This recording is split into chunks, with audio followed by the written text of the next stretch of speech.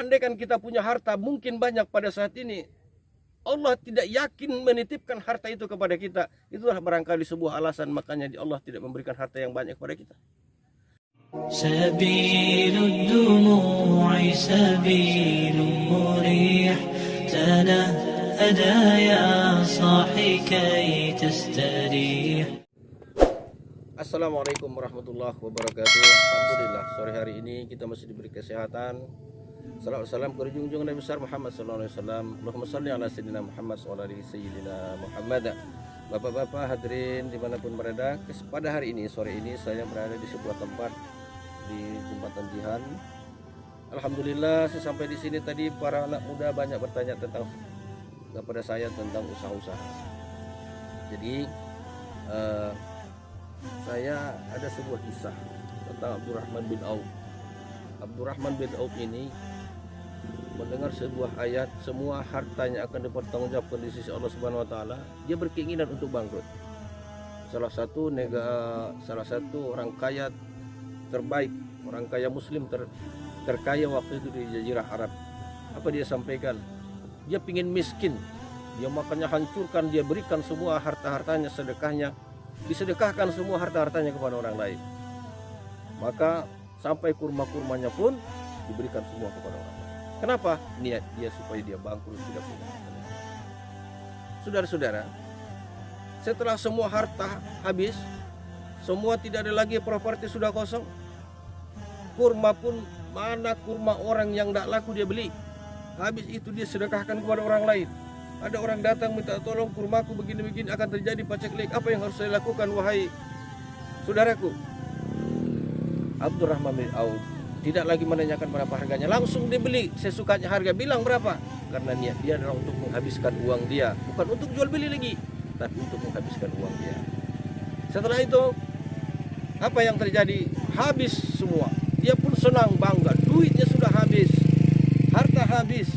Dia pun senang dan beramal ibadah, sholat pun dia agak ringan dan tenang. Ya Allah, alhamdulillah hartaku sekarang sudah tidak ada lagi. Apa yang terjadi? 2 bulan, beberapa saat kemudian, setelah dia hancur, setelah hartanya habis, ludes dan sebagainya, ada datang dari Yaman utusan raja ingin bertemu dengan Abdurrahman bin Auf. Wahai saudaraku Abdurrahman bin Auf, iya. Apakah benar engkau punya banyak kurma di daerah sini? Iya. Apa dia bilang? Kurma saya ini seluruhnya ini adalah sudah saya beli. Itu sudah busuk semua. Saya sengaja beli itu supaya nanti perekonomian ini berjalan, bukan untuk saya timbun. Saya beli kurma itu supaya masyarakat uangnya bisa berputar di sini. Walaupun sebenarnya kurma itu tidak layak lagi untuk saya jual. Maka setelah dijelaskan oleh Abdurrahman bin Auf kepada utusan raja dari Yaman itu, apa kata utusan raja ini? Wahai Abdurrahman bin Auf, kami ingin membeli semua kurma yang kau kumpulkan. Kata Abdurrahman bin Auf, kurma saya sudah busuk semua. Justru itu wahai saudaraku, pesan dari raja tadi, kami akan membeli semua kurmamu yang busuk ini dengan harga yang lebih. Dihargakan berapa? Harga yang biasanya umpamanya 20 rial, tapi masa setelah busuk dihargakan menjadi 40 rial. Karena Abdurrahman bin Auf sebenarnya ingin bangkrut, ingin miskin, tidak ingin hidup mewah dan kaya lagi. Apa yang terjadi? Ternyata setelah dia belanjakan semua hartanya, sudah dibagi-bagikan semua, yang tersisa hanyalah kurma yang busuk. Ternyata kehendak Allah Subhanahu wa taala, kurma yang busuk itu pun menjadi uang, menjadi keuntungan berlipat-lipat dan berlipat-lipat. Apa yang terjadi? Akhirnya Abdurrahman bin Auf gagal menjadi orang miskin. Saudara-saudara kaum muslimin dimanapun berada, kegagalan untuk menjadi orang miskin inilah sebenarnya yang harus kita pelajari. Kita ini semua termasuk saya, kita gagal menjadi orang kaya. Abdurrahman bin Auf tidak, gagal menjadi orang miskin. Kenapa? Dia berusaha untuk memiskinkan dirinya tetapi tidak miskin. Kenapa demikian? Karena Allah hanya akan memberikan harta kepada yang kira-kira bisa dia percaya, bisa dia amanah. Andaikan kita punya harta mungkin banyak pada saat ini, Allah tidak yakin menitipkan harta itu kepada kita. Itulah barangkali sebuah alasan makanya Allah tidak memberikan harta yang banyak kepada kita. Tetapi Allah Subhanahu wa taala sudah menguji Abdurrahman bin Auf. Seberapa banyak pun hartanya dititipkan oleh Allah Subhanahu wa taala, ternyata semakin banyak hartanya semakin meningkat ibadahnya kepada Allah Subhanahu wa taala. Semakin banyak hartanya semakin banyak sedekahnya. Semakin banyak hartanya semakin baik dia kepada sesama. Saudara-saudara, apa langkahnya yang harus kita lakukan agar kita bisa seperti Abdurrahman bin Auf? Kalau dia gagal miskin, kita ini sekarang gagal kaya. Tidak lain dan tidak bukan, kita harus mengikuti. Kalau di ritual haji itu ada namanya sya'i. Sya'i itu artinya itu berusaha.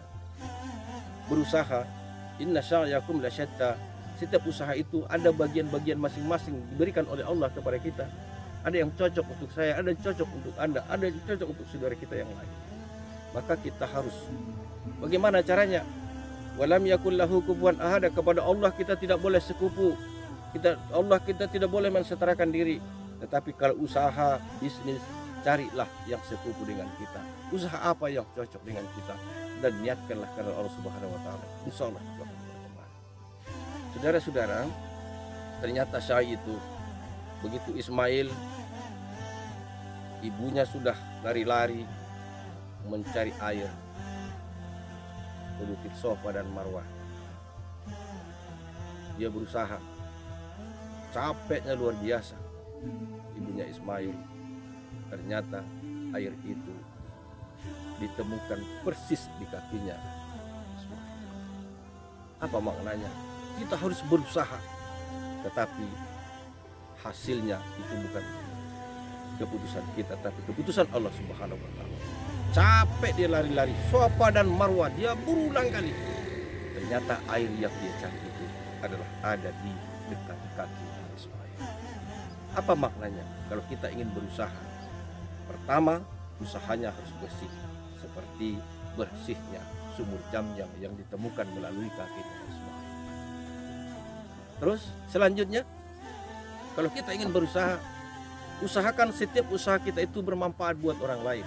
Sampai sekarang air Jamjam itu masih diberi manfaat kepada seluruh umat manusia yang berkunjung dan ziarah ke sana. Yang selanjutnya, usahanya halal atau thayyibah. Usaha itu yang halal, tidak cukup halal saja, tetapi thayyibah, lagi baik. Saudara-saudara kaum muslimin dimanapun berada, ternyata Nabi kita Muhammad SAW adalah seorang pedagang. Oleh karena itu, marilah kita sama-sama berdagang sesuai dengan kemampuan dan skill kita. Apapun dalam kehidupan ini, kita diberikan oleh Allah semua kelebihan dan kekurangan. Kita manfaatkan kelebihan itu dan kita tutupi kekurangan itu. Berusahalah semuanya karena Allah Subhanahu wa taala. Akhirul kalam, wassalamualaikum warahmatullahi wabarakatuh.